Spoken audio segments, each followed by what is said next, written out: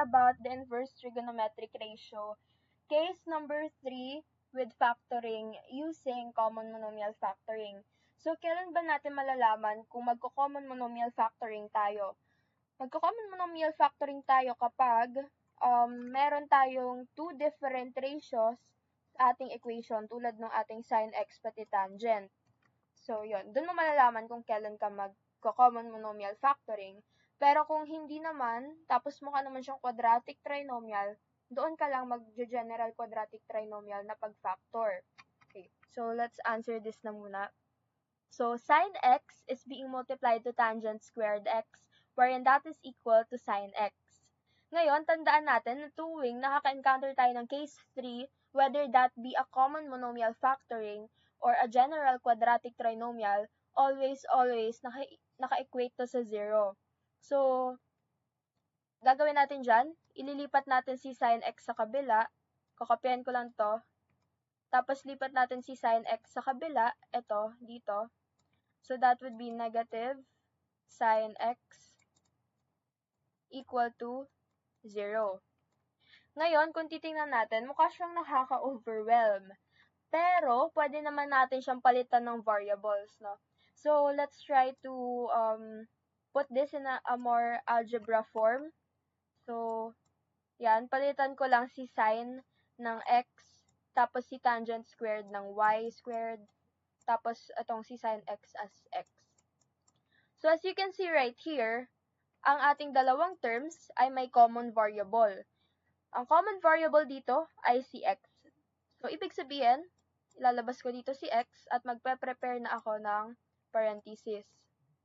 Ngayon, divide lang natin to. Xy squared divided by x is just y squared. And then negative x divided by x is just negative 1. So, ayan na siya. Ganyan lang mag-factor ng common monomial factoring. If you're still confused, I have more examples sa isang separate video. So, you can just check that. Okay, so going back, alam na natin na ito na yung common monomial factored form ng ating equation dito. So, ang gagawin ko na next is papalitan ko na yung ating variables ng mga ratios na. Tapos, ayan. By the way, this part right here, pwede nyo siyang i-pencil lang. Kasi hindi naman talaga yan part ng solution. Ginawa ko lang yan para lang hindi nakakalito sa pag-factor. Kasi may tendency na medyo nakakaduling talaga siya tingnan. Okay. Kopyan ko to. Wait. Yan. Tangent squared x minus 1. And that is equal to 0. Next, ang tatandaan natin na whenever we are having this type of form o mga nakaganitong parentheses, magkaiba yung nandito sa labas pati yung nandito sa labas. I mean, nasa loob ng parentheses. Kasi, kung lalagyan mo yan, magkaiba na sila ng mundo. Okay? Pero parehas silang naka-equate sa 0. At dahil dyan, magkakaroon tayo ng sin x equal to 0. Tapos, mahahati yung solution natin. Andito naman sa kabila si tangent squared minus 1 equal to 0. So, kailan tayo mag-equal to 0? Kapag nakaganito na siyang form. Okay. So, let us just first answer the first part right here. Lalagyan ko ng asterisk itong part na to. This is just a technique para lang hindi kayo maligaw sa paghanap nyo ng final answer kung saan kayo titingin sa pag-double check. Kasi, ang tendency, pag mahaba yung solution, hindi nyo na alam kung saan titingin. So, parang nakaka-overthink naman kung iiwan mo lang yung final answer mo na hindi siya chine-check. Okay. So, going back, sin x can be isolated. Si x, I mean yung angle, pwede siyang maiwan lang dyan. So, malilipat si sin sa kabila. So, that would be arc sin 0. So, input natin yan sa calculator.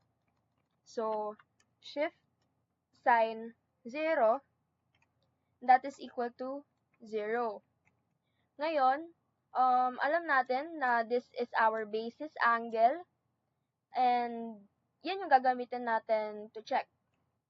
And then, noticing our basis angle, which is 0 degrees, 0 degrees is a quadrantal angle located here in the positive x-axis. So, ibig sabihin, hindi tayo gagamit ng ASTC kasi wala naman siya sa loob ng isang quadrant.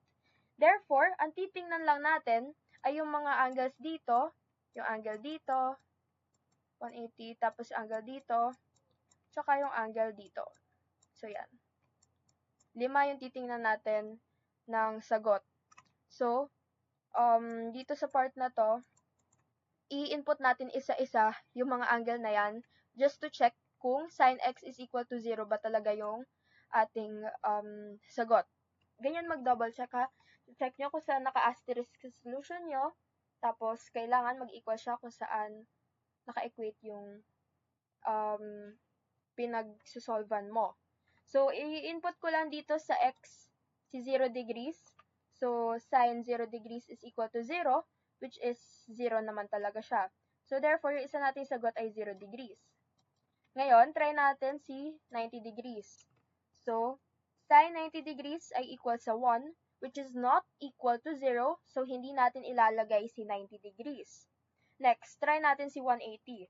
So, sin 180 degrees ay equal to 0, therefore, yung isa nating angle pa ay 180 degrees. Ngayon, ang next natin na itatry ay 270. Kailangan mag-equal yan sa 0, which is not, kasi negative 1 yung lumabas, diba? Then, try natin si 360 degrees, and that is equal to 0. Therefore, isa nating sagot ay 360 degrees. Okay?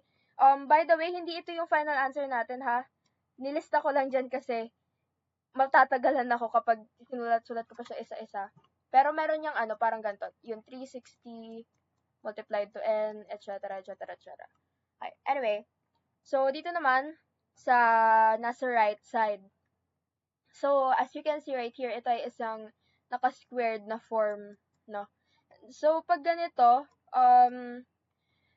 ito ay nasa case number 2. Kapag hindi pa rin kayo marunong mag-solve sa case number 2, pwede nyo balikan yung video na yon. Pero, sasagutin ko na siya dito diretso. So, as you can see right here, meron tayong pwedeng i-isolate, which is si negative 1. Pag inilipat natin yan sa kabila, magiging positive 1. Next. Iiwan ko na dito si tangent squared x. And then, as you can see, meron tayong squared form. So, kukunin natin yung squared form na yan. Maka-cancel yan, pati ito. Yan. So, we would be left with tangent x is equal to positive, plus or minus 1. Yan siya. Next. Alam natin na ang plus and minus 1 ay magkaiba, di ba? Positive 1, negative 1. So, therefore, mahahati na naman yung solution natin dito. Nandito sa right side, yung positive na tangent. So, positive 1, equal yan sa positive 1. Tapos sa kabila, si negative 1. Ay, wait. Tangent x is equal to negative 1. Yan. Ngayon, tulad nga nung sinabi ko kanina, kapag mukha nang naka-ratio yung part ng solution mo, tulad nung nandito sa part na to, lagyan mo na siya ng asterisk. So, lagyan mo ng asterisk to, tapos lagyan mo rin ng asterisk to. Yan. So, dito muna ako sa tangent x is equal to positive 1. As you can see, pwede kong i-isolate ang angle x, leaving us with arc tangent multiplied to positive 1. So, i-input ko yan sa calculator. Arc tangent ay equal sa positive 1, and that is equal to 45 degrees. Ngayon, ito yung basis angle natin. Hindi tayo titigil dito, pero ipopost ko muna siya. Okay, para lang tuloy-tuloy yung paggamit natin ng ASTC. Okay, so dito naman, sa kabila, dito muna tayo sa kabilang equation para lang tuloy-tuloy yung paggamit natin ng Cartesian plane mamaya. Pwede natin i-isolate si angle x, tapos tangent, raised to negative 1, multiply to negative 1 ulit. Ngayon, kung i-input natin yan, ayan ay negative 45 degrees. Pero dahil hindi ka pwede magkaroon ng negative na angle, magka-add ka ng 360 degrees. Ito yung tinatawag natin na SPCA. So, plus 360 degrees. And that would be x is equal to 315 degrees. So, ito yung ating dalawang basis angle. Ayan yung naka-arrow na to. Tsaka ito. Ayan yung ating basis angle. Ngayon, check na natin sa ASTC. So, yung sa part na to, mag-ready ka ng ASTC. Ngayon, i-check mo kung ano yung sinasatisfy ng naka-asterisk na part na yun. Alam natin na dito sa part na to, yung tangent x is equal to positive 1, positive ang tangent. So, sa ang quadrant, positive ang tangent. At sa quadrant 3, pati sa quadrant 1. So, sa quadrant 1 muna tayo.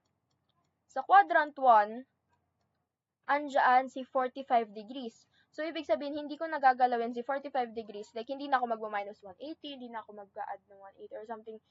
Basta, wala na akong gagawin kasi nasa quadrant 1 siya. Next, quadrant 3. Alam natin na ang mga angle sa quadrant 3 ay mina-minus sa 180 degrees. So, ibig sabihin, 45 degrees minus 180 degrees ay negative 135. Ngayon, nagkaroon na naman tayo ng negative na angle, which is hindi pwede. So, mag-add tayo ng 360 degrees, which will be 225 degrees. So, meron na tayo niyan, di ba? Next, dito naman tayo sa kabila. So, negative C, tangent natin dito. So, dahil negative nga si tangent natin, hanap tayo ng angle na kailangan negative ang ating tangent. As you can see, hindi pwede sa angle A. I mean sa quadrant A. Hindi rin pwede sa quadrant 3. Ngayon, i-check natin kung pwede ba siya sa S or sa C or matitira na lang siya as 315 degrees. Kasi pwedeng ganon eh. Pwedeng isa lang talaga yung angle na kapag ini-multiply mo, I mean, ini-substitute mo dyan sa x. Ayun lang siya talaga. Kapag hindi mo kukunin o hindi mo i-multiply sa n yung 360 degrees. So, let's try. For quadrant 2, that is 180 degrees minus 315 degrees. At makakakuha tayo ng negative na sagot, which is yung negative 135. At dahil negative si 135, mag-a-add tayo ng 360 degrees, which is 225 degrees, which is not equivalent to negative 1. Bakit? Kasi nandito na siya sa positive eh. Pag ini-substitute ko yan kay x, magiging positive lang din siya. So, ibig sabihin, hindi yun pwede. So, x na tong si S. Next, si C na lang, yung pag-asa. Ngayon, ano ang ginagawa sa quadrant 4? Di ma-minus natin sa 360 degrees. So, 360 minus 315 ay equal sa 45 degrees. Kitang-kita dito sa part na to, ng 45 degrees ay kabilang na sa positive tangent. Positive tangent x is equal to 1. So, ibig sabihin, pag in-substitute mo yan dito, hindi yan magiging negative 1. Ngayon, hindi na natin pwede gamitin si C. So, ano na talaga yung sagot natin? Di si 315 na lang talaga siya. At saka yung iba niyang coterminal angle. So, ganyan yon o ganyan mag-solve ng case number 3. So, ngayon, ano naman na yung final answer? At dahil wala tayong restriction, meron tayong ililista na yung plus 360. So, meron tayong 0 degrees plus 360 degrees multiplied to n, wherein n is an element of all integers. Tapos, meron naman tayong, i-arrange ko lang to 45 degrees. So, 45 degrees plus 360 degrees multiplied to n, wherein n is an element of all integers. Next, meron tayong 180. So, 180 degrees plus 360 degrees multiplied to n, wherein n is an element of all of all integers. Next, meron naman tayong 225 degrees. So, ibig sabihin, 225 degrees plus 360 multiplied to n, wherein n is an element of all integers. So, meron na tayong 225. Next is 315 degrees. So, 315 degrees, 315 degrees plus 360 degrees multiplied to n, wherein n is an element of all integers. At last, yung ating 360 degrees. So, 360 degrees plus 360 degrees multiplied to n, wherein n is an element of all integers. So, therefore, itong buong ito na ang ating final answer. That is for this one right here. So, ayan, ganyan lang naman kung paano sagot ng factoring using common monomial factor.